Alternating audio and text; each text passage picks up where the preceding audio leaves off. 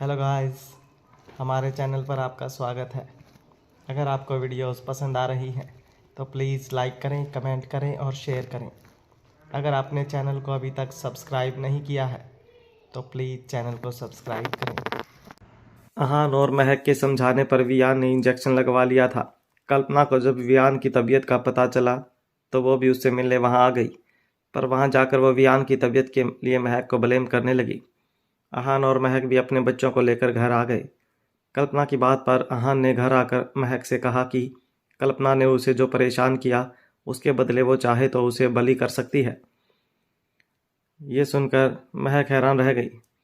उसे यकीन नहीं हो रहा था कि अहान खुद से अपने आप को परेशान और बली करने को कह रहा था। उसे हिचकिचाकर मना कर दिया। तब अहान ने उसे फिर कहा, ट्रस्ट मी, मैं तुम्हें बदले में फिर से परेशान नहीं करूँगा। इतना कहकर अहान ने अपना सर नीचे झुका दिया और उसे मारने को कहा। यह सुनकर महक ने हैरानी से उसकी तरफ देखते हुए कहा, are you sure? Yes, I am sure. उसके इतना कहते ही महक ने अपने दोनों हाथों को सामने की तरफ स्ट्रेट किया और वाकई में अहान के चेहरे पर एक थप्पड़ लगा दिया। थप्पड़ लगाने के बाद न सिर्फ अहान ही नहीं बल्कि खुद महक भी बहुत ज़्यादा सरप्राइज थी। उसने खुद से कहा, क्या मैंने सच में अहान को थप्पड़ मारा? उसके बाद उसने फिर से अपना हाथ उठाया और अहान को फिर एक थप्पड़ लगा दिया। ऐसा लग रहा था जैसे उसे इस वक्त किसी भी बात की परवाह नहीं थी। तभी अहान ने उसे कहा, मिसेज रायजादा, जब कोई आपको थप्पड़ मारने की परमिशन दे तो आपको एटलीस्ट उनके फेस पर नहीं मारना चाहिए। अहान जिस तरह से ये बात कह रहा था वो सच में बहुत क्यूट और हैंडसम लग रहा था। हालांकि अहान को भी चाटा लगने की वजह से थोड़ा दर्द हुआ था, पर महक को भी अहान को थप्पड़ लगाने के लिए बहुत हिम्मत जुटानी पड़ी थी। उसने आज तक ऐसा कुछ नहीं किया था। आज उसने भले ही अहान के कहने पर यह सब किया हो, पर ऐसा करने के बाद उसे बहुत बोल्ड फीलिंग आ रही थी। वो बार बार अपने हाथों को प्राउडली देख रही थी कि वो कितनी डेयरिंग है। वहीं अहान की आंखों में इस वक्त गुस्सा दिखने लगा था, पर अगले ही सेकंड वो फिर से स्माइल करने लगा। अब तक वो चुपचाप अपनी आंखों को बंद किए उसे थप्पड़ खाता जा रहा था, पर जब महक खुद ही थक कर रुक गई तो उसने महक की तरफ देखते हुए कहा, हो गया तुम्हारा? अब तुम मुझे बताओ, क्या तुम हर दिन एक मॉन्स्टर को देखना पसंद करोगी या फिर तुम हर दिन एक हैंडसम और गुड लुकिंग फेस देखना चाहोगी?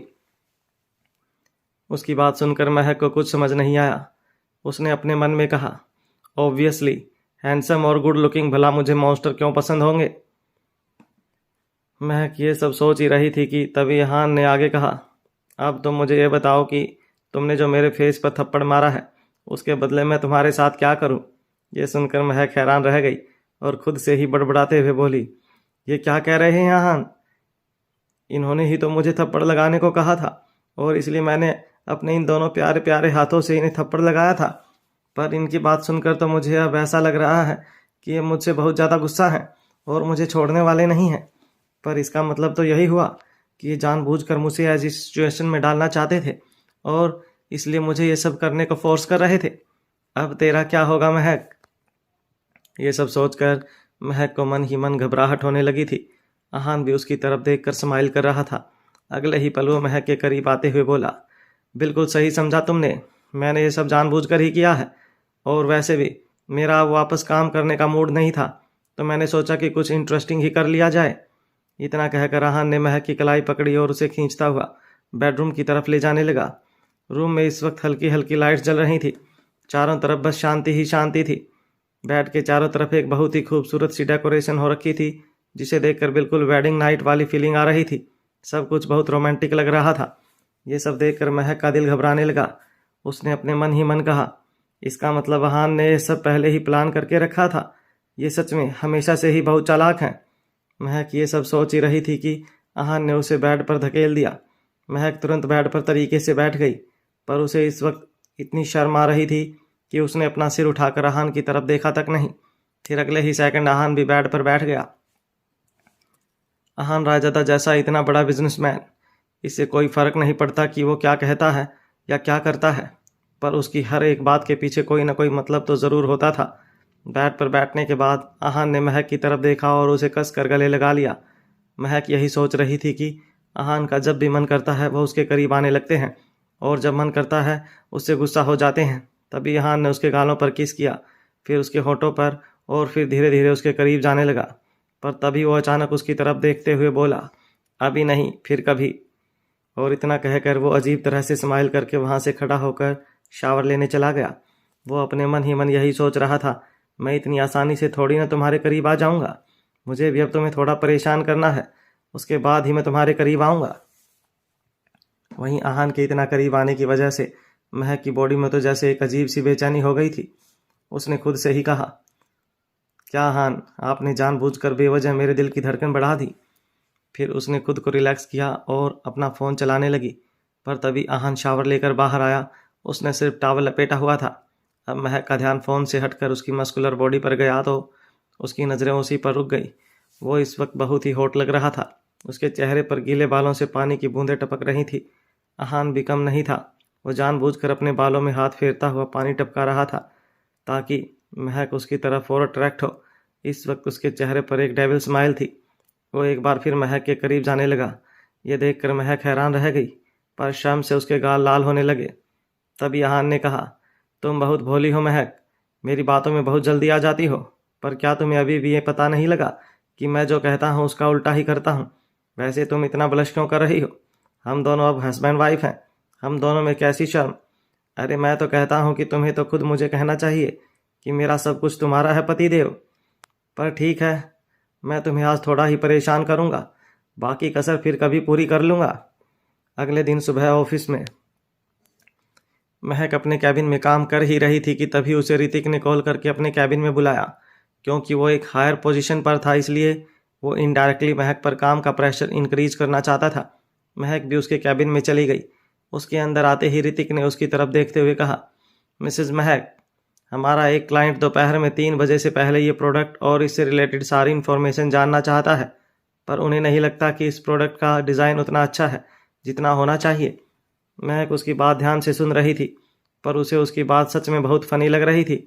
उसे कंपनी में आए आज दूसरा ही दिन हुआ था और वो फिर से उसे परेशान करने के लिए नए नए बहाने ढूंढ रहा था। कल उसने उसे सबके सामने परेशान किया था और अब ये सब। ऋतिक की बात सुनकर महक ने उसकी तरफ देखते हुए कहा, यह डिजाइनिंग डिपार्टमेंट का काम है और वैसे भी इस प्रोजेक्ट का इंचार्ज ऋतिक खुद था। महक उसके लिए कोई काम नहीं करना चाहती थी। उसकी बात सुनकर ऋतिक ने कहा, करंटली कंपनी के पास उतनी मैन पावर नहीं है, सो ये सब तुम्हें ही करना होगा। इस मैटर में तुम्हारे पास कोई चॉइस नहीं है। इतना कहकर उसने उन डॉक्यूमेंट्स को टेबल पर फेंक दिया। महक ने कहा, अभी लंच टाइम है, मैं अभी लंच करने जा रही हूँ। ये सुन ऋतिक ने कहा, हाँ मुझे पता है कि ये लंच टाइम है, पर मेरे पास भी कोई ऑप्शन नहीं है। ये कस्टमर हमारी कंपनी के लिए बहुत इंपॉर्टेंट है और अगर इस लिस्ट में कोई प्रॉब्लम रह गई तो हम दोनों में से कोई भी इसे अफोर्ड नहीं कर पाएगा। ये क्लियरली ऋतिक के क्लाइंट्स थे जिसका महक से कोई लेना देना नहीं था, पर फिर भी ऋतिक अपना काम महक से करवा रहा था, जबकि इस काम और क्लाइंट से जो भी फायदा होने वाला था वो सारा का सारा उसे ही मिलेगा। महक को अपनी तरफ घूरते हुए देखकर ऋतिक ने फिर से उसे फोर्स करते हुए कहा कि ये क्लाइंट बहुत ही इंपॉर्टेंट है और बार बार उसे ये काम करने को कह रहा था। एंड में उसने ऑर्डर देते हुए कहा, हरी अप, मुझे ये डिज़ाइन अभी थोड़ी देर में ही चाहिए, सो जितना जल्दी हो सके मुझे ये करके दो। अब महक भी उसे मना नहीं कर सकती थी, इसलिए वो फाइल्स लेकर फिर से अपने कैबिन में आ गई और काम करने लगी। क्योंकि ये लंच टाइम था, इसलिए उसकी एक कलीग ने आकर उससे पूछा, महक क्या आप कुछ खाना चाहती हैं? महक ने अपना काम करते हुए ही कहा, नहीं मैं अभी लंच नहीं कर सकती, मुझे अभी और भी बहुत सारा काम खत्म करके देना है, आप लोग जाकर खाना खा लो। महक की बात सुनकर उस कलीग ने पास ही खड़े दूसरे कलीग से कहा, ये मिसेज महक काम को लेकर कितनी ज़्यादा डेडिकेटेड है ना, ये सच में बहुत हार्ड वर्किंग है। चलो अब जब ये अपना काम ही कर रही हैं तो हम चलकर अपना खाना खा लेते हैं। इतना कहकर वो सब महक की तरफ स्माइल करते हुए कैंटीन की तरफ जाने लगे। पर महक भी कोई सुपर वुमन नहीं थी जो बिना खाना खाए लगातार काम कर सके, और फिर उसे तो खाने के नाम से ही भूख लगने लगती थी। इसलिए काम करते करते कुछ ही देर में महक को बहुत तेज़ भूख लगने लगी। वो अपने बैग में खाने के लिए कुछ ढूंढने लगी कि शायद कुछ मिल जाए। तभी उसे अपने बैग में कुछ बिस्किट्स मिल गए और उसने कुछ टाइम तक उसी से काम चलाया। फिर वो वापस अपने काम में लग गई। दोपहर के 3 बजने में अब ज़्यादा वक्त नहीं बचा था, पर महक ने वक्त पर ही डिज़ाइन को मॉडिफाई करके ऋतिक के कैबिन में जाकर उसे वो सौंप दिए। ऋतिक ने उन डिज़ाइंस वाले डॉक्यूमेंट्स को देखते हुए कहा, हाँ अब ये बिल्कुल ठीक है, मैंने एक्सपेक्ट नहीं किया था कि तुम ये भी कर लोगी। ऋतिक ने जैसे ही महक की बनाई हुई डिज़ाइन चेक की, उसकी आंखों में सच में चमक आ गई थी और इस डिज़ाइन से वो डेफिनेटली अपने क्लाइंट को इम्प्रेस कर सकता था। तभी उसने महक की तरफ सरकास्टिक वे में देखते हुए कहा, मैं अभी मीटिंग रूम में जा रहा हूँ, इसलिए तुम भी मेरे साथ चलो और चलकर इन सब के बारे में नॉलेज लो। वो महक के सामने सिर्फ ये दिखाना चाहता था कि वो मीटिंग में सबके सामने कैसे खुद को प्रेजेंट करता है। उसकी बात सुनकर महक ने भी एक हल्की सी स्माइल की और हाँ में अपना सर हिलाते हुए बोली, ओके। फिर वो वापस अपने कैबिन में आ गई। कुछ ही देर में ऋतिक मीटिंग रूम में एंटर हुआ। सब लोग उसे ग्रीट करने लगे। महक भी यहाँ पहले ही आ चुकी थी, पर ऋतिक ने इस पर ध्यान नहीं दिया। फिर वो अपने हाथों में डॉक्यूमेंट्स लेकर चेयरमैन नरेंद्र त्रिपाठी की तरफ जाने लगा। वहाँ जाकर उसने उन्हें वो डिज़ाइन दिखाते हुए कहा, ये वो डिज़ाइन प्लान है जिस पर मैंने आज पूरे दिन से मेहनत की है, वो भी बिना कुछ खाए पिए। Please have a look. महक जो साइड में ही बैठी थी, जब उसने ऋतिक के कहे शब्द सुने तो उसके तो जैसे कान हैरानी से खड़े हो गए। उसने अपने मन ही मन कहा, ये इंसान सच में बहुत ही बेशर्म और एक नंबर का झूठा है। तभी नरेंद्र ने उन डिज़ाइंस को देखने के बाद ऋतिक की तरफ देखते हुए कहा, तो ये हैं वो डिज़ाइंस। पर अगले ही सेकंड्स नरेंद्र ने उन डॉक्यूमेंट्स को टेबल पर फेंक दिया और कहा, तुम इस प्रोजेक्ट के हेड होने के बाद भी इतनी बड़ी गलती कैसे कर सकते हो? इसमें जितने भी प्रोफेशनल और टेक्निकल्स वर्ड्स हैं आपने यूज़ किए हैं, उन सब में कोई ना कोई गलती है। नरेंद्र ने आगे कहा, वो तो अच्छी बात है कि ये हमने अभी तक ये डॉक्यूमेंट्स हमारे क्लाइंट्स को नहीं दिए हैं, वरना तुम्हें पता है ये हम सब के लिए कितना एम्बैरेसिंग होता। फिर उसने अपने पहले डॉक्यूमेंट की तरफ पॉइंट किया और फिर ऋतिक की तरफ पॉइंट करते हुए कहा, और प्राइस का क्या? तुमने इसमें भी एक ज़ीरो कम लिखा है। तुम्हें पता है तुम्हारी इस गलती की वजह से कंपनी को कितना बड़ा लॉस हो सकता था? जैसे ही ऋतिक ने नरेंद्र की ये बात सुनी, उसके तो जैसे पैरों तले ज़मीन ही खिसक गई। उसने डॉक्यूमेंट्स देखते वक्त सिर्फ डिज़ाइन पर ही फोकस किया था, पर उसके नीचे का एक्सप्लेनेशन तो चेक करना ही भूल गया था। फिर उसने महक की तरफ देखते हुए अपने मन में कहा, ये इस लड़की ने सब जानबूझकर किया है। कहाँ तो ऋतिक ने महक को यहाँ ये सोचकर बुलाया था कि वो उसे दिखाएगा कि उसके काम करने का स्टाइल क्या है और कैसे सब उसके काम और टैलेंट के लिए उसकी तारीफ करते हैं, पर यहाँ तो सब उसी का मजाक बन गया था। नरेंद्र की बात सुनकर ऋतिक ने एक्सप्लेन करते हुए कहा, पर सर। तभी महक ने सामने आकर कहा, मिस्टर ऋतिक ने डेफिनेटली ये सब कुछ जानबूझकर नहीं किया होगा। हाँ, मैं भी ये बात समझ नहीं पा रही कि वो इतनी बड़ी गलती कैसे कर सकते हैं। उन्होंने डॉक्यूमेंट्स में प्रोफेशनल वर्ड्स में स्पेलिंग मिस्टेक कर दी, पर शायद मिस्टर ऋतिक ये डिज़ाइन इतने ध्यान से नहीं देख पाए होंगे, तभी तो उनसे इतनी बड़ी गलती हो गई कि उन्होंने डील की अमाउंट का जिक्र करते वक्त अमाउंट में एक ज़ीरो कम लगा दिया। अगर इस पर अभी ध्यान नहीं दिया जाता तो ना जाने कंपनी को कितना बड़ा लॉस हो सकता था। महक वैसे तो सबकी नज़रों में ऋतिक की साइड ले रही थी, पर रियलिटी ये थी कि वो सबको बताना चाहती थी कि ऋतिक के अंदर वर्किंग एबिलिटी नहीं है। महक को इस वक्त ऋतिक की सिचुएशन देखकर मन ही मन बहुत हंसी आ रही थी। उसका मन तो कर रहा था कि वो खूब ज़ोर ज़ोर से हंसे, पर इस वक्त उसे खुद को कंट्रोल करना था। अपनी इंसल्ट होते देख ऋतिक ने नरेंद्र की तरफ देखकर एक्सप्लेन करते हुए कहा, सर मैंने ये सब जानबूझकर नहीं किया है। ऋतिक की बात सुनकर तो सुनने वाले को यही लग रहा था जैसे वो कैपेबल एनफ नहीं था, और इसलिए जब ऋतिक कंपनी में इस पोस्ट पर आया था तो बहुत से डायरेक्टर्स इस बात के लिए एग्री नहीं कर रहे थे। पर इस वक्त मीटिंग रूम में ऋतिक की एबिलिटी देखकर सभी एक दूसरे से धीरे धीरे इस बारे में डिस्कस कर रहे थे। चाहे जो हो, अगर ऋतिक से इतनी बड़ी गलती हुई है तो इन्हें उनकी पनिशमेंट तो मिलनी ही चाहिए, ताकि ऐसी गलती फिर ना हो। उसकी बात सुनकर ऋतिक ने अचानक ही गुस्से में कह दिया, ये डॉक्यूमेंट्स मैंने रेडी नहीं किए, ये महक ने तैयार किए हैं। ये सुन सब हैरान रह गए।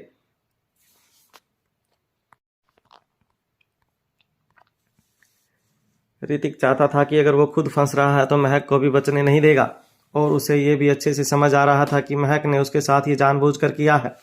ऋतिक की बात सुनकर नरेंद्र ने महक की तरफ देखा और बहुत ही क्लियर शब्दों में उससे पूछा, मिसेस महक, क्या ये सब कुछ आपने किया है? क्या ये डिज़ाइंस आपने बनाई हैं? इतने सालों बाद नरेंद्र काम को लेकर काफ़ी डेडिकेटेड हो चुका था। चेयरमैन होने के नाते वो काम के वक्त पर्सनल और प्रोफेशनल मैटर्स को अलग रखता था। उसका बिजनेस उसके लिए बहुत इंपॉर्टेंट था, और होता भी क्यों ना, इस बिजनेस के लिए उसने अपने ही परिवार के लोगों को मार डाला था। इसलिए ऋतिक चाहे उसका बेटा ही क्यों ना हो, वो उसकी इतनी बड़ी गलती ऐसे ही नज़रअंदाज नहीं कर सकता। पर महक कुछ नहीं भूली थी। वो आज भी जब उसका चेहरा देखती थी तो बर्दाश्त नहीं कर पाती थी, पर वो ऐसा कुछ नहीं कर सकती थी जिससे वो या उसके बच्चे किसी मुसीबत में पड़े। नरेंद्र की बात सुनकर उसने बहुत ही इनोसेंट बनते हुए कहा, नहीं नहीं सर, मैंने ये नहीं किया, मैं भला ये सब क्यों करूँगी। महक अपनी बात इनोसेंट होकर भी बहुत ही कॉन्फिडेंस के साथ कह रही थी। सब लोग उसी की तरफ देख रहे थे, पर किसी को भी उसकी बातों पर शक नहीं हो रहा था। महक ने बहुत ही कॉन्फिडेंस के साथ अपनी बात सबके सामने रखते हुए और आई कांटेक्ट मेंटेन करते हुए कहा, chairman sir and all directors, मैं तो यहाँ जस्ट एक छोटी सी मैनेजर हूँ और मुझे ज्वाइन किए हुए भी जस्ट कुछ ही दिन हुए हैं। तो आप ही बताइए, मैं कंपनी के इतने बड़े प्रोजेक्ट को अपने हाथों में लेने की हिम्मत कैसे कर सकती हूँ? और मुझे लगता है कि सर का एक्सपीरियंस और नॉलेज मेरे कंपैरिजन में बहुत हाई है, तो आई एम श्योर कि वो इतना इंपॉर्टेंट प्रोजेक्ट कंप्लीट करने के लिए मुझे तो नहीं देंगे। और सच कहूँ तो ऐसी बहुत सी चीज़ें हैं जो मैं उनसे जानना चाहती हूँ, पर मुझे समझ नहीं आ रहा कि वो मुझे उनसे पूछनी चाहिए या नहीं। उसकी बात सुनकर वहाँ मौजूद बाकी लोग भी एक दूसरे से धीरे धीरे कहने लगे, मुझे लगता है मिसेस महक बिल्कुल ठीक कह रही हैं, और वैसे भी सुनने में आया है कि मिस्टर ऋतिक और मिसेस महक की एक दूसरे से कुछ खास बनती नहीं है, तो फिर वो महक को ये काम करने को क्यों कहेंगे? मैं भी उनकी बात से एग्री करता हूँ। अगर उनसे गलती हुई है तो उन्हें एक्सेप्ट करनी चाहिए। ये सुनकर ऋतिक घबरा गया। उसने अपनी सफाई देते हुए नरेंद्र से कहा, चेयरमैन सर, मैं सच कह रहा हूँ, ये डिज़ाइंस मिसेस महक ने ही रेडी की हैं, और अगर आपको यकीन नहीं है तो आप इस बारे में पूरे सेल्स डिपार्टमेंट से पूछ सकते हैं। डिपार्टमेंट में कोई भी स्टाफ ऋतिक के अगेंस्ट नहीं जा सकता था। ऋतिक भी अच्छे से जानता था कि वो इस वक्त महक के बारे में बात कर रहा है, तो वो भी बहुत ध्यान से अपनी बात रख रहा है। जब ऋतिक ने महक को ये काम करने को दिया था, उस वक्त वो ये सब बातें अपने कैबिन में कर रहा था, इसलिए वहाँ उन दोनों के अलावा तब कोई थर्ड पर्सन नहीं था जिसने उन दोनों को कन्वर्सेशन सुनी हो। हाँ, बहुत से लोगों ने देखा था कि महक ऋतिक के कैबिन की तरफ गई थी, पर उन्हें नहीं पता था कि उसके कैबिन में क्या हुआ था। ऋतिक की बात सुनकर महक ने एक बार फिर अपनी बात सबके सामने रखते हुए कहा, चेयरमैन सर, मुझे पता है कि मोस्ट ऑफ द कंपनीज में बॉस अपनी गलती एम्प्लॉयज़ पर डाल देते हैं और ऐसे केसेस लगभग रोज़ होते ही रहते हैं, पर मुझे इस कंपनी से ये एक्सपेक्टेशन नहीं थी, इसलिए मैं इस बार मिस्टर ऋतिक के ब्लेम को एक्सेप्ट नहीं कर सकती। मैंने इससे पहले भी बहुत सी जगह में काम किया है, पर मैंने आज तक कभी भी इतनी बड़ी गलती नहीं की। महक की बातें सबको बहुत कन्विंसिंग लग रही थी। उसने अपनी बात कंटिन्यू करते हुए कहा, सो मिस्टर ऋतिक, क्या आप इन सब की रिस्पॉन्सिबिलिटी लेने के लिए तैयार हैं? क्योंकि ये गलती मैंने नहीं की है। नरेंद्र के दिमाग में इस वक्त यही घूम रहा था। ये डिज़ाइनिंग डॉक्यूमेंट्स खुद यहाँ ऋतिक लेकर आया था और इसने कहा भी कि इसने इस पर बहुत मेहनत की है, तो यहाँ लाने से पहले एटलीस्ट उसने डिज़ाइंस चेक तो किया ही होगा, पर इसमें तो अभी अभी इतनी बड़ी मिस्टेक पता लगी हैं। नरेंद्र यही सोच रहा था, अगर वो इसे ठीक से नहीं देखता और ये डॉक्यूमेंट्स क्लाइंट के पास चला जाता तो कंपनी को बहुत बड़ा लॉस हो सकता था। सिचुएशन से साफ हो गया था कि इन सब में महक की गलती नहीं हो सकती, तो फिर वो इसके लिए रिस्पॉन्सिबल कैसे हो सकती थी? इस वक्त नरेंद्र को अपने नालायक बेटे ऋतिक पर बहुत गुस्सा आ रहा था। उसे मन ही मन यही लग रहा था कि ऋतिक के पास दिमाग है ही नहीं। यही सब सोचते हुए उसने ऋतिक से कहा, मिस्टर ऋतिक, आप मिसिस महक से माफ़ी मांगिए। आपको अपनी गलती बेवजह किसी और पर नहीं डालनी चाहिए थी। उसकी बात सुनकर ऋतिक को एक बार तो बहुत गुस्सा आया, पर उसके अलावा और कर ही क्या सकता था। वो ये बात समझ गया था कि अगर वो इस वक्त कुछ भी कहेगा तो उसके लिए बेवजह की प्रॉब्लम खड़ी हो सकती है। उसके पास अब कोई ऑप्शन नहीं था। उसने महक की तरफ देखते हुए कहा, Mrs Mahak, I am sorry. Hrithik की बात सुनकर महक ने अपने मन ही मन कहा, ये तो बस शुरुआत है ऋतिक। अभी जिस तरह से मैंने तुझसे माफ़ी मंगवाई है ना, वैसे ही मैं तेरे बाप नरेंद्र त्रिपाठी से भी अपने पप्पा जी की मौत का और मेरे अहान को मुझसे 7 सालों तक मुझसे दूर करने के लिए माफ़ी मंगवाऊंगी। उसे एक न एक दिन मेरे पैरों में गिरकर माफ़ी मांगनी ही पड़ेगी। फिर महक ने खुद को संभाला और ऋतिक की तरफ देखते हुए कहा, इट्स ओके सर, मैंने आपको माफ़ किया। और वैसे भी लोगों से गलतियां होती रहती हैं, पर अगर वो अपनी गलती मान ले तो सब सामने वाले को भी माफ़ कर देना चाहिए। फिर वो कुछ सेकंड्स तक इसी तरह ऋतिक की तरफ देखने लगी जैसे वो उसका मजाक बना रही हो। उसने फिर कहा, वैसे भले ही ये कंपनी की इतनी बड़ी पोजीशन पर है, पर गलती होने पर दूसरी कंपनीज सबको पनिशमेंट देती है, वरना कंपनी में काम करने वाले बाकी लोगों के लिए अपने बॉसेस पर ट्रस्ट करना मुश्किल हो जाता है। उसकी बात सुनकर ऋतिक ने गुस्से से अपने दांत भींच लिए। उसने महक की तरफ देखते हुए अपने मन ही मन कहा, तुमने मुझे फंसाकर अच्छा नहीं किया। फिर उसने महक से कहा, तो अब तुम चाहती हो कि मुझे सजा मिले? महक ने तुरंत कहा, बिल्कुल सर, ये मैं अपने लिए नहीं कह रही, बल्कि इसलिए कह रही हूँ ताकि कोई भी ये ना समझे कि आप चेयरमैन के बेटे हैं, इसलिए गलती करने के बाद भी बच गए, और फिर इससे यहाँ काम करने वाले लोगों के मन में चेयरमैन सर की गलत इमेज क्रिएट हो सकती है। उसकी बात सुनकर ऋतिक को बहुत गुस्सा आया। पर वो जल्द से जल्द अब इस सिचुएशन को निपटाना चाहता था। उसने कहा, ठीक है, तो बताओ मैंने तुम पर जो गलत इल्ज़ाम लगाया उसके बदले में तुम मुझे क्या सज़ा चाहती हो? महक ने बिना सोचे समझे कह दिया, ज़्यादा कुछ नहीं, बस आप विंडो से बाहर कूद जाओ। उसके मन में इस वक्त अपने पापा जी की मौत का वही सीन चल रहा था कि कैसे नरेंद्र ने उसे उसका सब कुछ छीन लिया था, इसलिए उसने भावनाओं में बहकर ये सब कह दिया। वहीं ऋतिक उसकी बात सुनकर बिल्कुल चुप हो गया। मालती भी इस कंपनी में एक शेयर होल्डर थी, इसलिए इस इम्पोर्टेंट मीटिंग में वो भी मौजूद थी और कब से चल रहे इस तमाशे को देख गुस्से से भड़क रही थी, पर नरेंद्र की वजह से चुप थी। पर अब उसे रहा नहीं गया। महक ये बात सुनकर उसके चेहरे का तो जैसे रंग ही उड़ गया था। उसने गुस्सा होते हुए कहा, महक, तुम्हें नहीं लगता कि तुम ज़्यादा ही बोल रही हो? वो अपने मन ही मन बस यही सोच रही थी कि ये कल की मिली हुई लड़की में इतनी हिम्मत कहाँ से आ गई कि वो उसके बेटे को सबके सामने इतना सब कह रही है। मीटिंग में मौजूद बाकी सब लोग भी महक की ये बात सुन बहुत ज़्यादा हैरान हो गए थे और नरेंद्र त्रिपाठी तो उसे आंखें फाड़ कर देख रहा था। ये देखकर महक ने खुद को संभाला और हंसते हुए कहा, अरे सर मैडम रिलैक्स, मैं तो मजाक कर रही थी। यहाँ का माहौल बहुत सीरियस हो गया था, इसलिए मैं माहौल लाइट करने के लिए और सबको हंसाने के लिए ये मजाक में कह रही थी। पर अब मुझे लगता है कि मैं सच में बहुत बुरा मजाक करती हूँ। और फिर ऋतिक सर तो मेरे बॉस हैं, मैं इन्हें ये सब कैसे कह सकती हूँ? इन्होंने इतना भी कुछ बड़ा क्राइम नहीं कर दिया, इन्होंने सॉरी कह दिया ना, बस वो काफ़ी है। अगर मेरे मजाक की वजह से आपको परेशानी हुई तो आई एम सॉरी। अपनी बात कहकर वो वहाँ से बाहर आ गई। वहीं जब नरेंद्र त्रिपाठी ने महक की बात सुनी तो उसे उस पर और उसकी बातों पर थोड़ा थोड़ा शक होने लगा। वो अपने मन ही मन बोला, ये लड़की जितनी सिंपल और भोली दिखती है उतनी भोली है नहीं, और पता नहीं क्यों पर इसे देखकर मुझे कोई अच्छी फीलिंग नहीं आती। वहीं दूसरी तरफ रागिनी के पास किसी मिस्टीरियस पर्सन का कॉल आया था। वो उससे बात कर रही थी, तभी उसने सरकास्टिक वे में उस शख्स से कहा, वो दोनों ऑलरेडी शादी कर चुके हैं। महक को तो अब खुद पर बहुत प्राउड फील हो रहा होगा। वो अब मिसेज अहान रायजादा जो बन गई हैं। अब मैं आगे क्या करूं? तभी दूसरी तरफ से आवाज़ आई, हम अभी कुछ वक्त के लिए सिर्फ वेट ही कर सकते हैं, इसलिए मेरी तरफ से अभी तुम्हारे लिए कोई ऑर्डर नहीं है, पर तुम भी अपनी तरफ से कुछ नहीं करोगी। तुम अकेले कुछ भी करके मेरे प्लान को ख़राब नहीं कर सकती। हम अभी के लिए महक पर अटैक नहीं कर सकते। ये सुनकर रागिनी ने अपना हाथ दीवार पर मारते हुए कहा, क्या मुझे अभी और वेट करना पड़ेगा? ऑलरेडी उसने मुझसे सब कुछ छीन लिया है। रागिनी अपना पेशेंस खोती जा रही थी। अब सिर्फ महक उनकी कंपनी में काम ही नहीं करने लगी थी, बल्कि वो उसके भाई को भी परेशान करने का एक सिंगल मौका तक नहीं छोड़ रही थी। तभी फ़ोन की दूसरी तरफ से आवाज़ आई, रागिनी, तुम वैसा ही करोगी जैसा मैं कहता हूँ। तुम मेरे लिए सिर्फ एक मोहरा हो। अगर उस वक्त मैंने तुम्हें प्रोटेक्ट नहीं किया होता तो आज तुम जहाँ हो वहाँ नहीं होती। और तुम्हें क्या लगता है, तुम्हारे उस झूठ कहने के बाद भी उसने तुम्हें कुछ क्यों नहीं कहा? यह सुनकर रागिनी की आंखें तन गई। उसने कहा, आखिर तुम हो कौन? मुझे बताते क्यों नहीं? कब तक अपनी पहचान मुझसे छिपाओगे? पर हमेशा की तरह इस बार भी उसे अपने इस सवाल का जवाब नहीं मिला। दरअसल रागिनी खुद भी नहीं जानती थी कि ये इंसान कौन है जो उसे कॉल करके इंस्ट्रक्शंस देता रहता है। वहीं दूसरी तरफ काम और इतना सब ड्रामा होने के बाद महक अब बहुत ज़्यादा थक चुकी थी। वो अंडरग्राउंड पार्किंग एरिया से होते हुए बाहर जा ही रही थी कि तभी उसे पीछे से किसी का पीछा करने जैसी फीलिंग आई।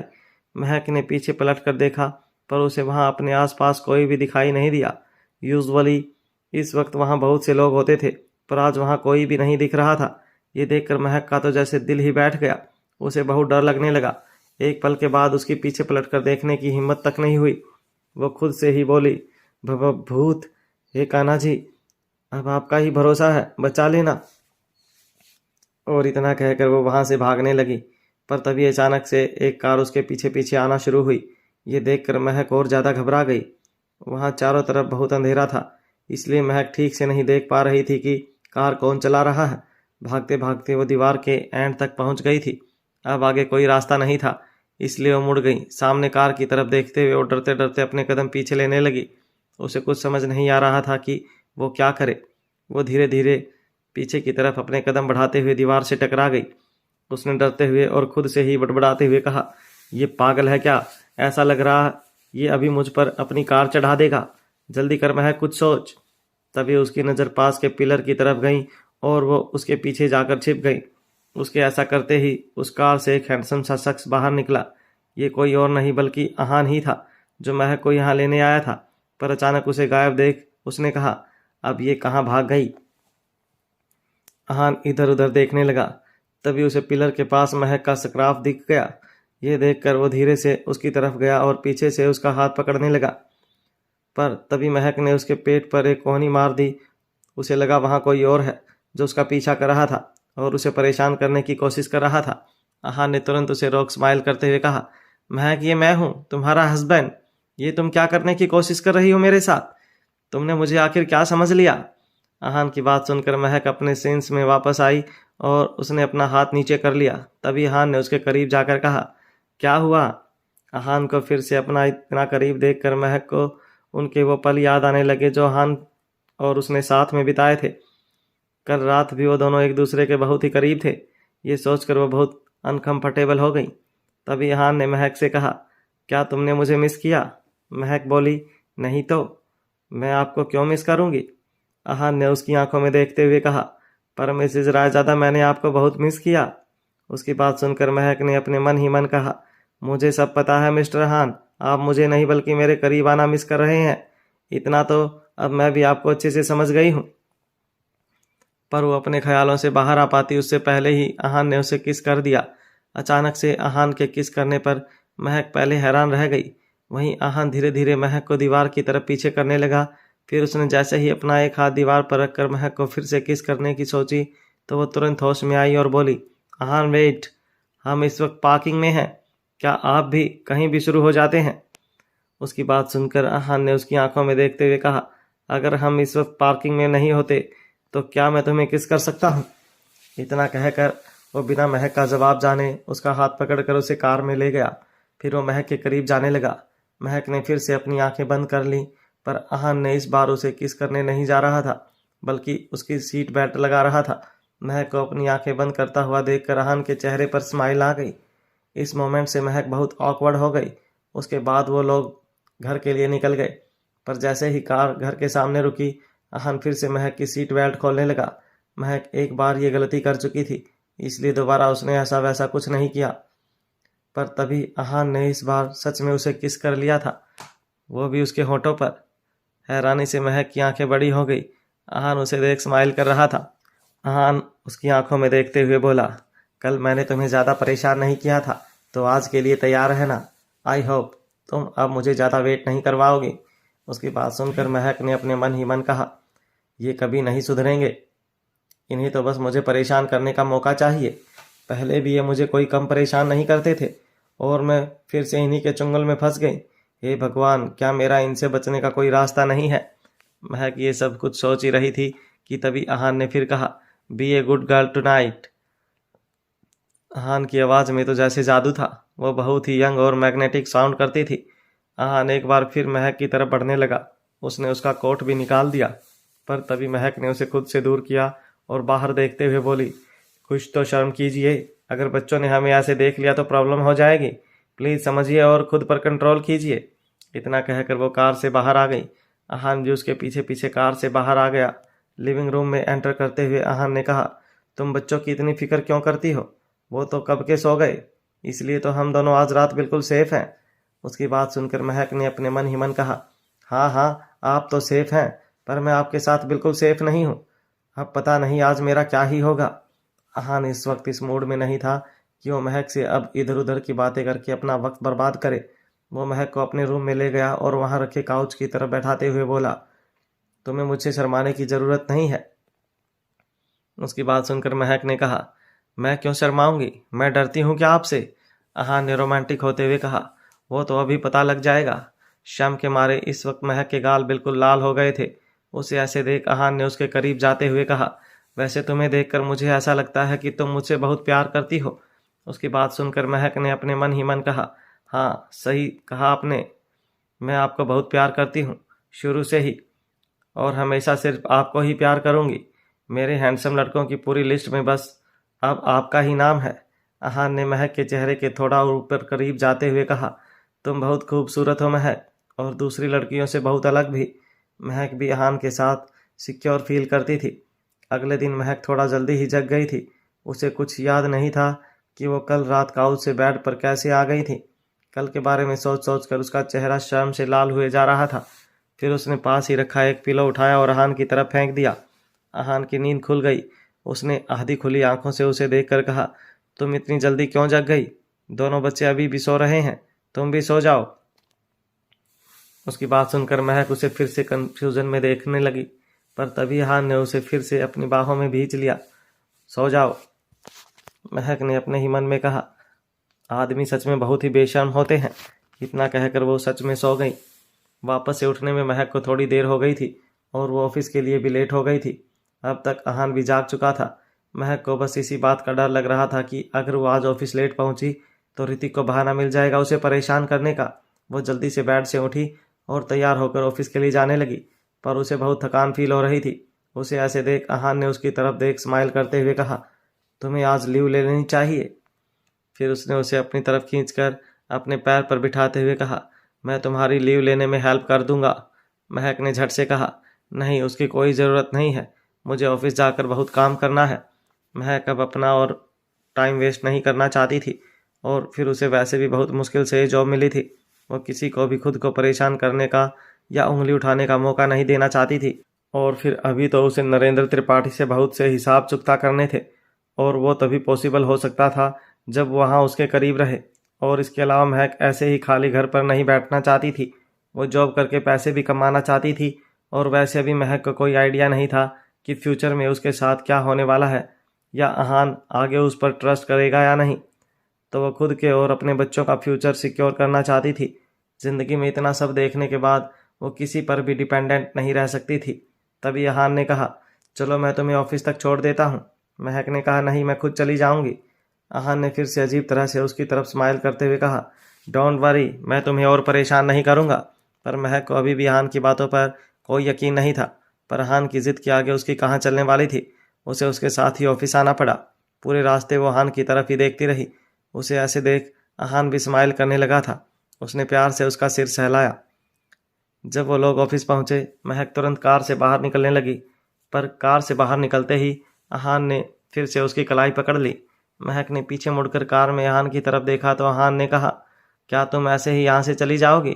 तुम्हें नहीं लगता तुम्हें मुझे कुछ देना चाहिए? मैं ऐसे ही फ्री में किसी के लिए ड्राइव नहीं करता। उसकी बात सुनकर महक ने कंफ्यूज होकर उसकी तरफ देखा। आपके कहने का क्या मतलब है अहान? साफ साफ कहिए, मुझे पहली वाली कुछ समझ में नहीं आती। अहान ने तुरंत कहा, किस में? उसकी बात सुनकर महक का मुंह खुल गया। उसे लगा नहीं था अहान सीधे यही बोल देगा। उसने कहा, क्या यहाँ? आप सच में बहुत बेशर्म हैं। महक को इस वक्त ये डर लग रहा था कि अगर उसने इस वक्त ऑफिस के बाहर खड़े होकर अहान को किस किया और उसे किसी ने ऐसे देख लिया तो उसका फिर क्या होगा। वो यही सब सोच रही थी कि तभी अहान ने उस पर फिर से कहा, जब तक तुम मुझे किस नहीं कर देती मैं यहाँ से कहीं नहीं जाने वाला। उसकी बात सुनकर महक ने पहले अपने दोनों साइड देखा और फिर जल्दी से अहान के गाल पर किस करके भाग गई। वो अभी अपने कैबिन में पहुंची ही थी कि उसके असिस्टेंट ने महक को याद दिलाते हुए कहा, मिसेस महक, मीटिंग रूट में मिस्टर आयुष और अंकिता आपका वेट कर रहे हैं। महक ने कहा, ओके। हालांकि महक अभी इन सब के लिए तैयार नहीं थी। उसने जैसे ही मीटिंग रूम में जाकर वहां आयुष और अंकिता को देखा तो वो थोड़ा रिप्रेस्ड हो गई थी।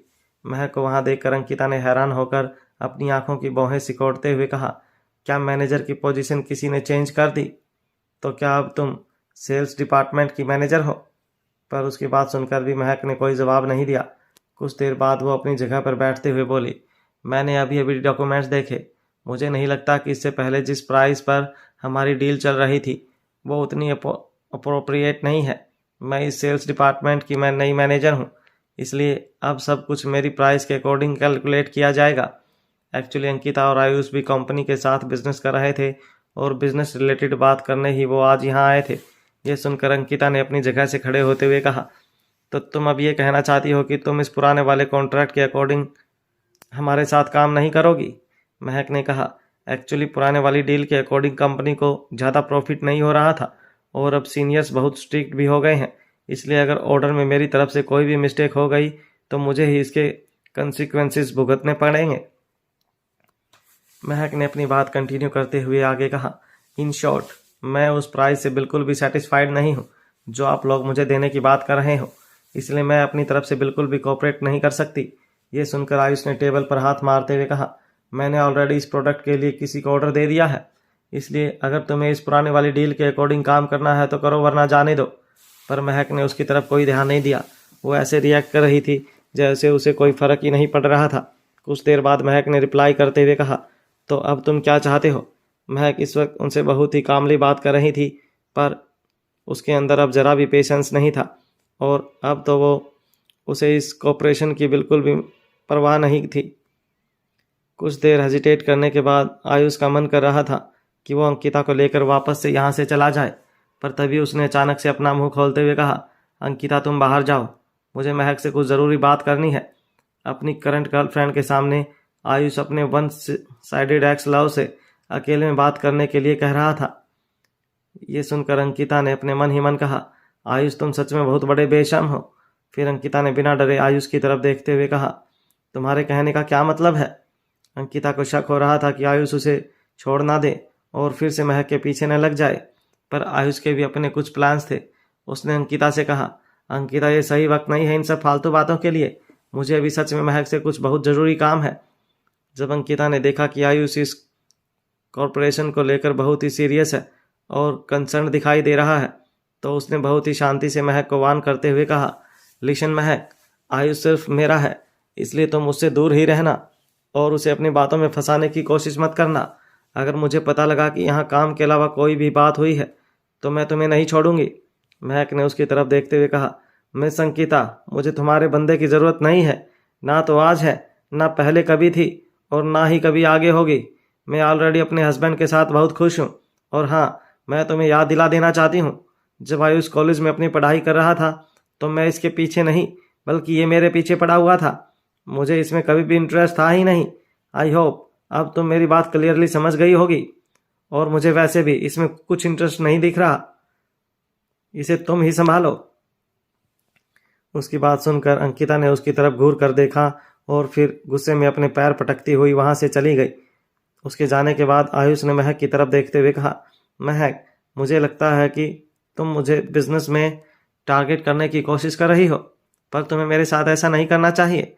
हाँ, मुझे पता है तुम्हारी और मिस्टर हान की शादी हो गई है, पर अब तुम ही बताओ मैं क्या करूं? मैं जब भी तुम्हें देखता हूं तो पता नहीं मैं खुद पर कंट्रोल नहीं रख पाता। आखिर मुझ में कमी ही क्या है? उसकी बात सुनकर महक ने तुरंत उससे कहा, एकदम चुप, मेरे पास तुम्हारे इन फालतू की बातों के लिए वक्त नहीं है। अगर तुम्हें वर्क या प्रोडक्ट से रिलेटेड कुछ कहना है या पूछना है, यू कैन आस्क, वरना तुम यहाँ से जा सकते हो। फिर उसने कुछ देर रुक कर कहा, और तुम थोड़ा अपनी गर्लफ्रेंड को भी समझाओ, वो तो बिना वजह तुम दोनों के बीच मुझे ले आती है। कहीं तुमने उससे भी ये तो नहीं कह दिया कि पहले मैं तुम्हारी पीछे पड़ी हुई थी, तुम मेरे पीछे नहीं। खैर जाने दो, अब तो मैं वैसे भी अहान राजादा की वाइफ बन गई हूँ, जो तुमसे बड़े हैं। और हाँ, तुम उन्हें भाई बोल रहे थे ना, तो उस कायदे से तो तुम्हें मुझे भाभी बुलाना चाहिए। ये सुनकर आयुष को बहुत गुस्सा आया। वो इस जन्म में तो क्या किसी भी जन्म में महक को भाभी नहीं बुलाने वाला था। उसने तुरंत टॉपिक चेंज करते हुए कहा, मुझे इस बार यही प्रोडक्ट चाहिए, क्या तुम मेरे लिए एक फेवर कर सकती हो? क्या तुम पुरानी वाली डील के अकॉर्डिंग ही ये प्रोडक्ट मुझे दिला सकती हो? इतना कहकर उसने जल्दी से महक का हाथ पकड़ लिया। महक समझ गई कि आयुष उसे फिर से बेवजह परेशान करने की कोशिश कर रहा है, पर उसे तो आयुष में कभी इंटरेस्ट था ही नहीं। जब 7 साल पहले भी उसे ये लगा था कि उसका हान उसे हमेशा के लिए छोड़कर चला गया है, तो वो बहुत टूट गई थी और ऊपर से उस वक्त वो प्रेग्नेंट भी थी।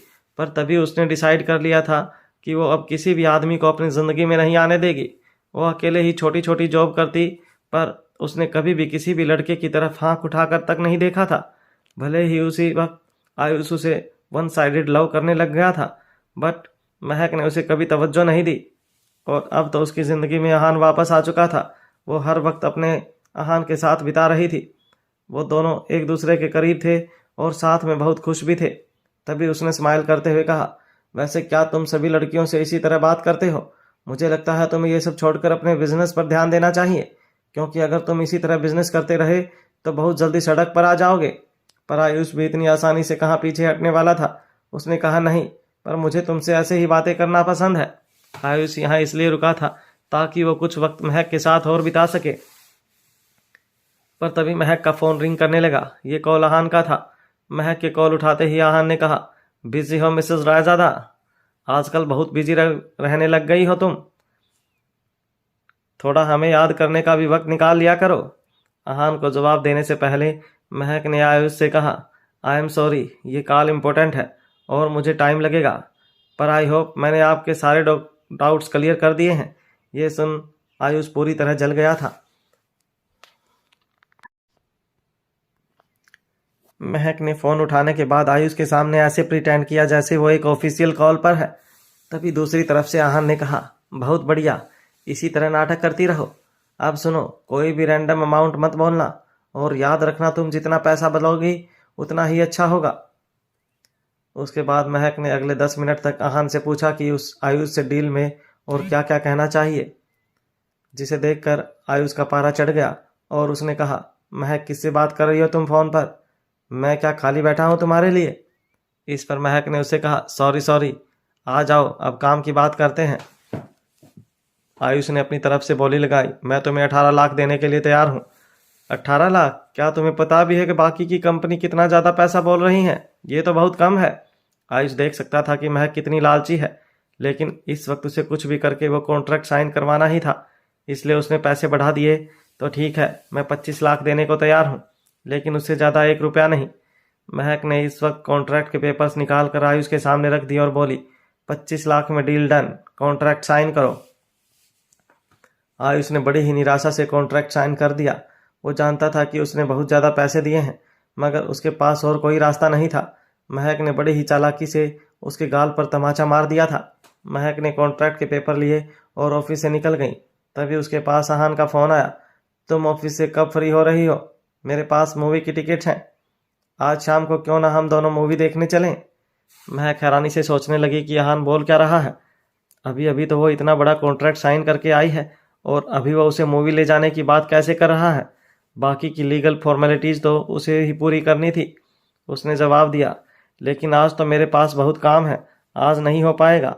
आहान ने अपनी नाराज़गी जताई, तो तुम अपना काम जल्दी से ख़त्म कर लो, क्योंकि आज रात को हम मूवी देखने जा रहे हैं, बस बात ख़त्म।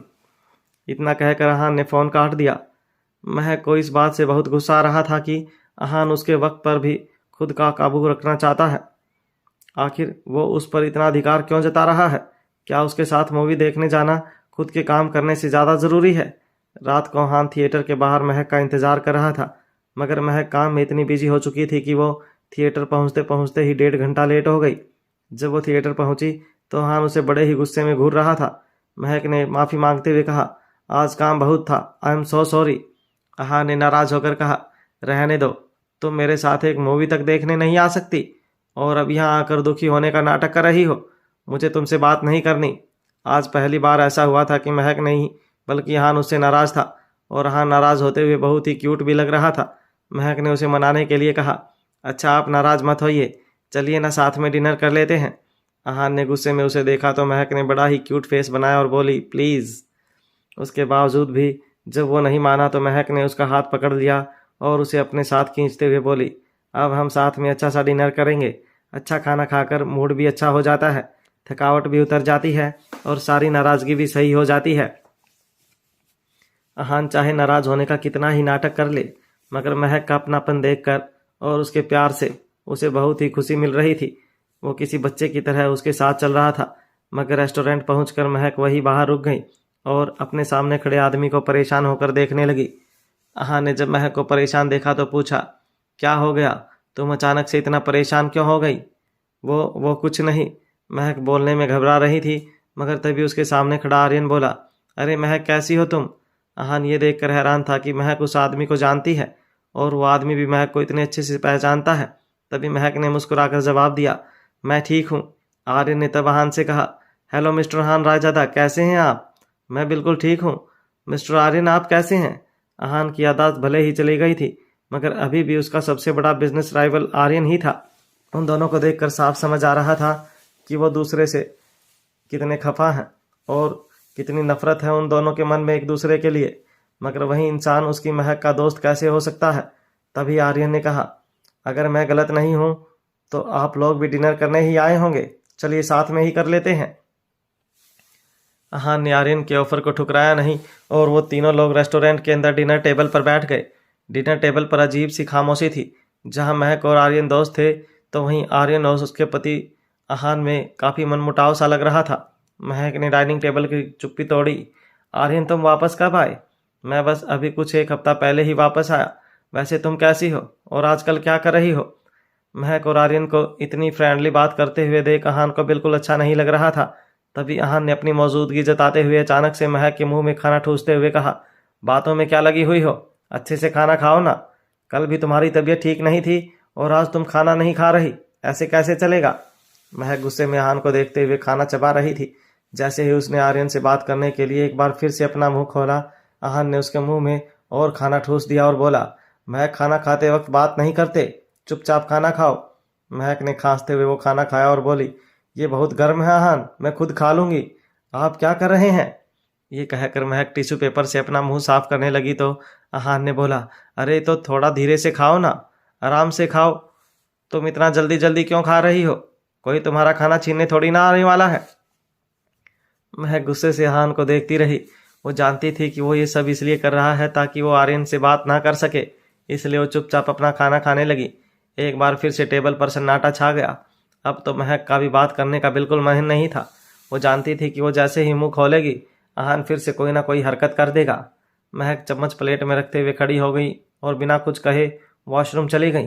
तभी आर्यन बोला, मिस्टर अहान रायजादा, बिजनेस तो छोड़िए, पर्सनल लाइफ में भी आप जेलिस हो रहे हैं। जेलियस? और मैं भला अपनी पत्नी के एक मामूली से दोस्त के कोई आदमी क्यों ही जेलियस होगा?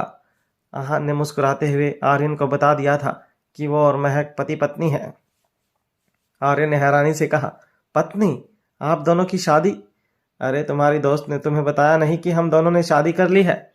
तभी आर्यन ने अहान को ताना मारा, पत्नी, शादी, रिश्ते? मिस्टर रायजादा, आप रिश्तों से थोड़े दूर नजर आते हैं। बस आपको एक सलाह देना चाहता हूँ। महक एक बहुत ही सेंसिटिव लड़की है। अगर आप उसके साथ रह रहे हैं तो उम्मीद करता हूँ उसके साथ कोई खेल नहीं खेल रहे होंगे और कभी भी महक का दिल मत दुखाना। अहान ने हंसते हुए कहा, हा, ये लो बोल पड़ा आशिक, लगता है तुम भी मेरी महक को पसंद करते हो। मैं जेलियस नहीं हो रहा था, मगर क्या है ना, पतियों में एक सेंस होता है जिससे वो ये पता लगा लेते हैं कि सामने खड़ा आदमी उनकी पत्नी को किस नज़र से देख रहा है। और जहाँ तक रही तुम्हारी बात, तो तुम्हें तो हमेशा से ही मेरी हर चीज़ छीनने का शौक रहा है, फिर चाहे वो बिजनेस में कॉन्ट्रैक्ट्स हो या फिर पर्सनल लाइफ में पत्नी। लेकिन तुम्हें एक बात बता दूं, महक मेरे बच्चों की माँ है, इसलिए उसके बारे में कुछ ऐसा वैसा सोचना भी मत। आर्यन सोचने लगा कि क्या अहान को बच्चों और महक के बारे में सब पता है और महक ने उसे क्यों नहीं बताया कि उसकी और अहान की शादी हो गई है। आर्यन ने जवाब दिया, महक मेरी बहुत अच्छी दोस्त है और मैं यही चाहूँगा कि वो जिससे प्यार करती है, जिसके साथ उसकी उम्मीदें जुड़ी हैं, वो इंसान उसे हमेशा खुश रखे और कभी भी परेशान ना करे। अहान ने बड़े ही गुस्से से उसे देखा और बोला, मुझे ये बताने की ज़रूरत नहीं है कि मुझे मेरी पत्नी के साथ कैसे रहना है। खाना हो गया हो तो तुम जा सकते हो, बिल मैं भर दूंगा। आर्यन गुस्से में उठकर वहाँ से चला गया। 5 मिनट बाद जब महक बाहर आई तो उसने देखा टेबल पर अहान अकेला बैठा था। उसने हैरानी से पूछा, आर्यन कहाँ है? अहान ने खाना खाते हुए कहा, उसे कुछ काम था तो वो जल्दी चला गया है। महक भी वहीं सामने वाली कुर्सी पर बैठी और बोली, आपने उसे परेशान तो नहीं किया ना अहान? अहान ने गुस्से में उसे देखा। वो देख रहा था कि महक को आर्यन की कितनी चिंता है और वो क्यों उसे परेशान करेगा भला, बल्कि आर्यन ही ना जाने कहाँ से उन दोनों के बीच परेशानी खड़ी करने के लिए आ गया था। अहान ने गुस्से से पूछा, महक तुम आर्यन को कैसे जानती हो? तुम तो अभी अभी केप टाउन से वापस लौटी हो ना? महक ने जवाब में कहा, हाँ, मगर उससे पहले तो मैं इंडिया में ही रहती थी ना, और आर्यन मेरा दोस्त है, उसमें क्या परेशानी है और आप इतने सवाल क्यों कर रहे हैं? अहान ने जवाब दिया, कुछ नहीं, बस ऐसे ही जानना चाह रहा था। पहले वो तुम्हारा दोस्त हो सकता था, लेकिन अभी वो मेरा सबसे बड़ा बिजनेस राइवल है और तुम मेरी पत्नी, तुम्हें अब अपनी दोस्ती बदलनी पड़ेगी। महक ने अपना पूरा ध्यान खाने पर लगाते हुए कहा, आप ही ने तो कहा था कि आप अपने अतीत के बारे में ज़्यादा कुछ नहीं जानना चाहते। आप उतनी ही जानकारी में खुश हैं जितनी कि आपके पापा और परिवार ने बताई हैं, तो फिर मुझे क्यों पूछ रहे हैं? अहान ने स्ट्रिक्टली कहा, क्योंकि मैं अपने अतीत के बारे में सब कुछ भूल चुका हूँ, लेकिन तुम तो नहीं भूली हो। महक, मैं नहीं जानता कि 7 साल पहले क्या हुआ था, और ये भी नहीं जानता कि तुम और मैं साथ कैसे थे या फिर तुम और मैं अलग कैसे हुए। जानता हूँ तो बस इतना कि आज तुम मेरी पत्नी हो और मेरे बच्चों की माँ। इसलिए मैं तुम्हें किसी और के करीब नहीं देख सकता, और अपने दुश्मन के करीब तो बिल्कुल नहीं। महक ने उसे समझाया, अहान आपको इतना परेशान होने की ज़रूरत नहीं है। आर्यन और मैं सिर्फ अच्छे दोस्त हैं, इससे ज़्यादा और कुछ नहीं। अहान ने मुस्कुराकर हाँ में सिर हिलाया और वो दोनों फिर से खाना खाने लगे। डिनर खत्म होने के बाद जब अहान ने बिल मंगवाया तो महक ने बड़े ही गर्व से कहा, आज आप नहीं, आज आपकी पत्नी बिल भरेगी। वैसे भी आप नाराज़ थे ना मुझसे, तो ये डिनर तो मेरी तरफ से होना चाहिए। महक के बचपन को देखकर अहान मुस्कुराने लगा, मगर तभी वेटर ने आकर उन्हें बताया कि आर्यन पहले ही इस टेबल का बिल भर के वहाँ से जा चुका है। महक समझ गई थी कि ज़रूर अहान ने आर्यन से कुछ तो ऐसा कहा था जो उसके ईगो पर लग गया, और वो बीच में उठकर चला गया। मगर वो इस बारे में बात करके अहान से और बहस नहीं करना चाहती थी। गाड़ी चलाते वक्त अहान का सारा ध्यान इसी बात पर था कि महक और आर्यन दोस्त थे। उसने अचानक से महक से पूछा, वैसे जब तुम उसे मिली तो तुमने उसे बताया क्यों नहीं कि मैं तुम्हारा पति हूँ? क्या तुम्हें उसे बताने में शर्म आ रही थी? महक ने हैरानी से अहान को देखा। वो अभी तक इसी बात पर अटका हुआ था। उसने चिढ़कर कहा, बस कीजिए अब, और कितना जेलस होंगे, और इसमें बताने वाली क्या बात है? हम दोनों एक साथ कैंडल लाइट डिनर पर जा रहे थे। उसे समझ जाना था कि हम दोनों का क्या रिश्ता है, और फिर आपने तो उसे बता ही दिया होगा ना, तो इसमें इतना नाराज होने वाली क्या बात है? क्योंकि मुझे लगता है कि तुम मेरे साथ खुश नहीं हो, तभी तुमने अपने दोस्त को नहीं बताया। ये कहते हुए अहान ने सड़क के किनारे गाड़ी रोक दी और महक के करीब आकर बोला, अच्छा बताओ, तुम्हें क्या कमी लगती है मुझ में? तुम क्या चाहती हो कि मैं मेरे अंदर चेंजेस लाऊं, जिससे कि तुम मेरे साथ और खुश रह सको? महक ने अहान के गालों पर हाथ रखा और बोली, ऐसा कुछ नहीं है अहान, आप बहुत अच्छे हैं, और मैं नहीं चाहती कि आप में कोई भी बदलाव आए। इसके बाद उसने मन ही मन अपनी बात पूरी की, मैं बस इतना चाहती हूँ कि जल्द से जल्द आपकी याददाश्त वापस आ जाए, आप मुझे पहचान लें, ताकि आपको पता चल सके कि हमारे बीच का ये प्यार इतना कमज़ोर नहीं है कि कोई तीसरा बीच में आकर इसे खराब कर दे। महक, मैं वाकई में जानना चाहता हूँ।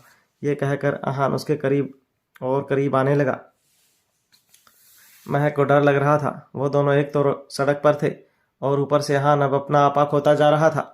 तभी महक ने उसे रोकते हुए अपनी शिकायत रखी, ऐसा कुछ भी नहीं है जैसा आप समझ रहे हैं। मुझे लगता है आपको इस बात को भुला देना चाहिए, और अगर आपको वाकई में जानना है कि मुझे आपसे क्या शिकायत है, तो वो ये कि आपने मुझे धोखे से शादी की है, और ये बात मुझे बिल्कुल पसंद नहीं आई। आपने क्यों मुझे झूठ कहा? अहान समझ गया था कि इस नोक झोंक में महक का पलड़ा भारी हो रहा है, इसलिए उसने झट से बात बदल दी। देखो महक, मुझे तुमसे 3 वादे चाहिए, तुम मुझे मना नहीं कर सकती। 3 वादे? कैसे वादे?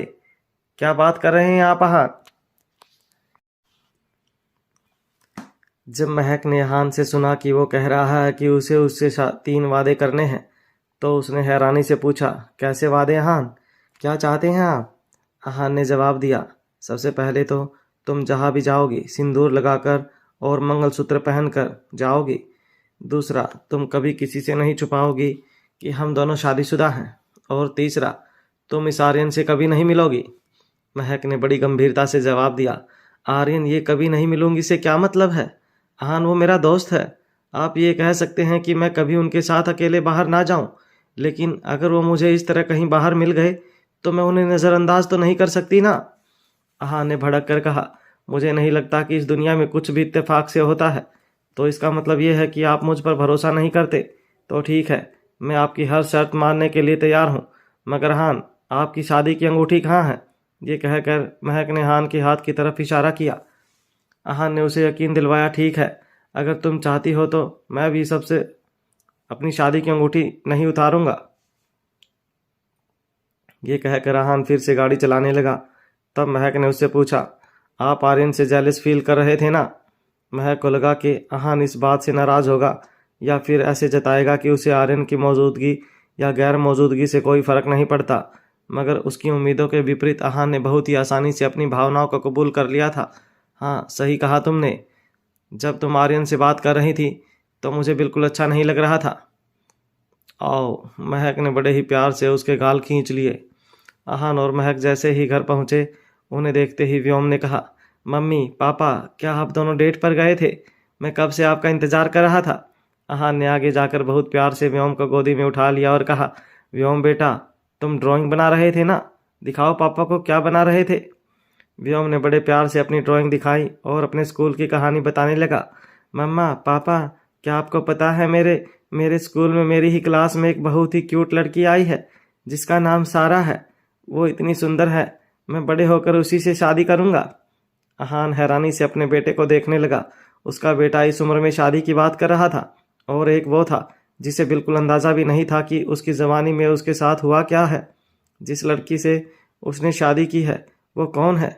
उसे अपने प्यार के वो दिन बिल्कुल याद नहीं थे। महक ने व्योम को डांटा, व्योम ये क्या तरीका है बात करने का?